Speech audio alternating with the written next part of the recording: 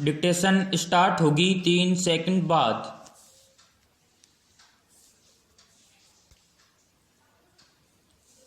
Start. यह त्योहारों के मौसम है और बिजली संकट की आशंका गहराने लगी है।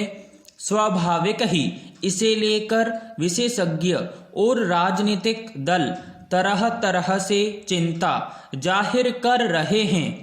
पहले तथ्य सामने आया कि बिजली घरों के पास महज 4 दिनों का कोयला बचा है। फिर इसके घटते जाने के आंकड़े आने शुरू हो गए। कायदे से बिजली घरों के पास 14 दिन का कोयला भंडार सुरक्षित रहना चाहिए, मगर कोयले की आपूर्ति न हो पाने की वजह से यह भंडारण लगातार कम हो रहा है। इसलिए आशंका जाहिर की जा रही है कि यही स्थिति रही तो पूरा देश अंधेरे में डूब जाएगा। अगर ऐसा हुआ तो सबसे बुरी मार उद्योगों और कारोबार पर पड़ेगी। कुछ राज्यों की सरकारों और विपक्षी दलों ने इस पर सरकार को घेरने की भी कोशिश की, मगर सरकार का दावा है कि ऐसी स्थिति नहीं आने दी जाएगी।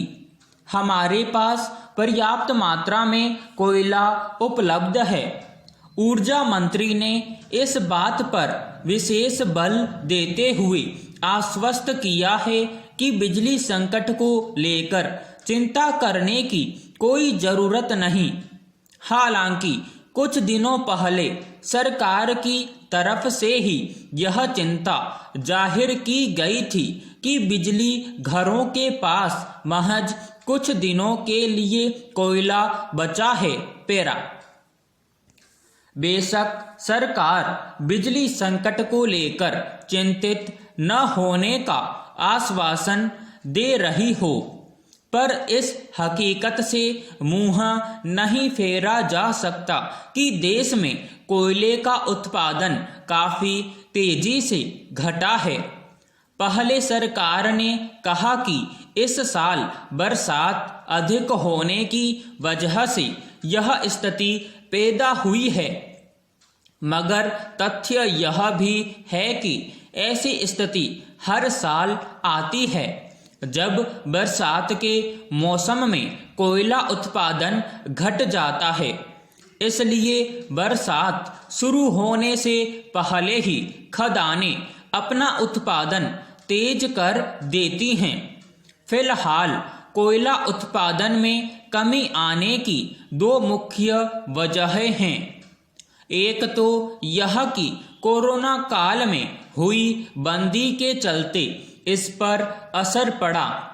दूसरा यह कि करीब 3 साल पहले जिन सरकारी खदानों को निजी हाथों में सौंपा गया, वे लक्ष्य उत्पादन का 1/3 अभी नहीं कर पाई हैं।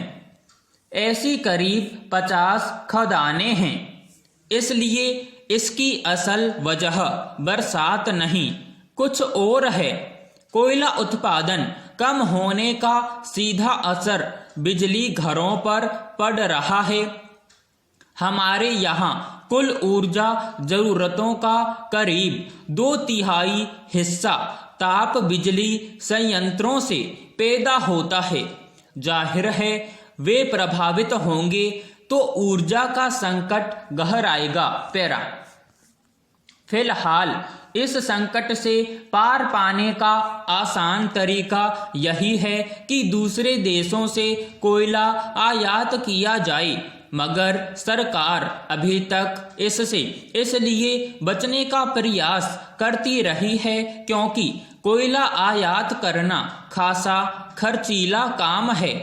हालांकि चीन भी बिजली संकट से गुजर रहा है, मगर उसने पहले की अपेक्षा करीब 4 गुनी कीमत पर भी दूसरे देशों से कोयला खरीदना शुरू कर दिया है।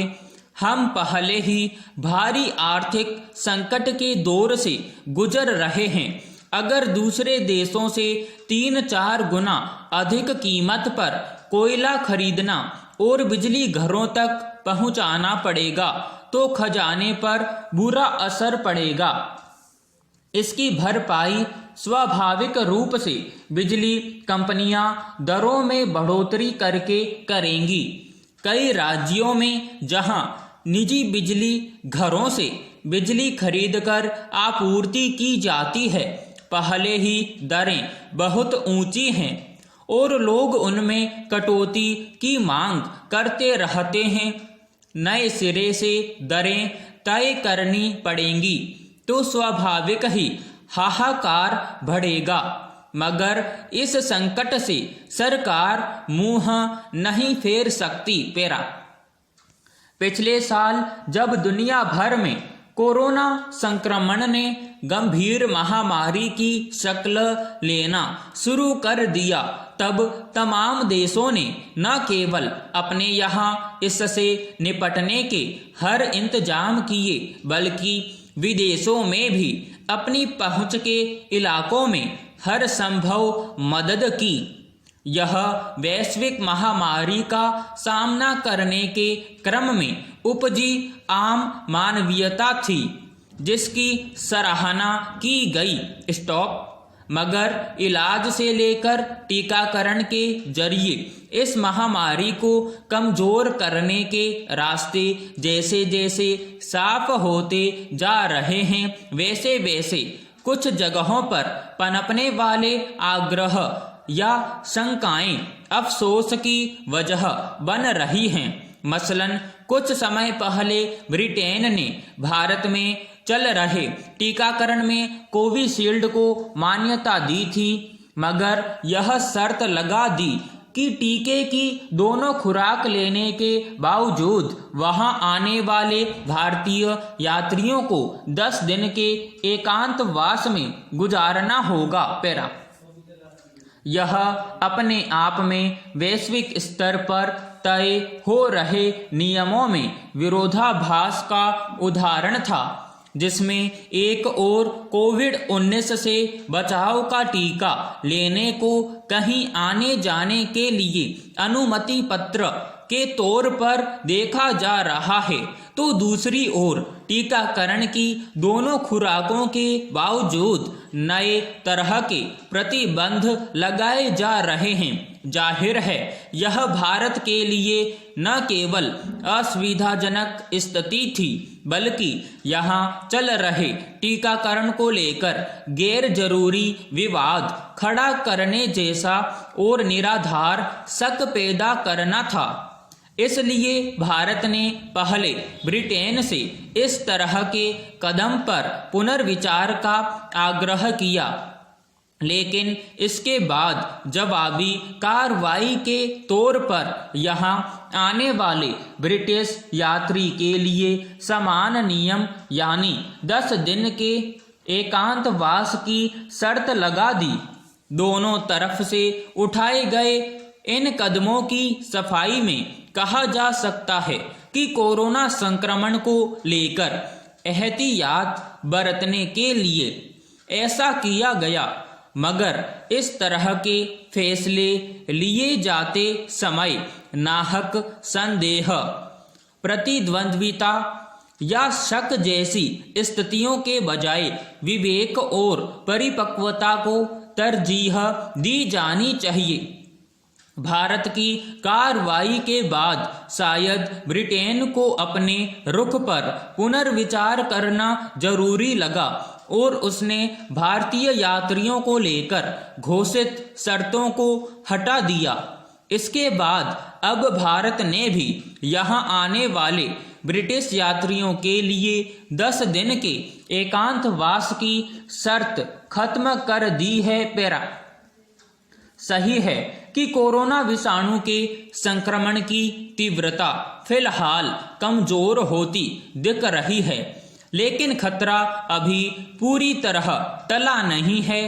इसलिए सभी देशों की सरकारें अगर इस मसले पर अतिरिक्त सावधानी बरत रही हैं, तो यह स्वाभाविक ही है। हालांकि यह भी ध्यान रखने की जरूरत है कि महामारी से बचाव के समांतर ऐसे उपायों की ओर भी कदम बढ़ाना जरूरी है जो आम जनजीवन को सहज बना सके और लोग सुरक्षित हालात में पहले की तरह जी सकें। स्टॉप समाप्त।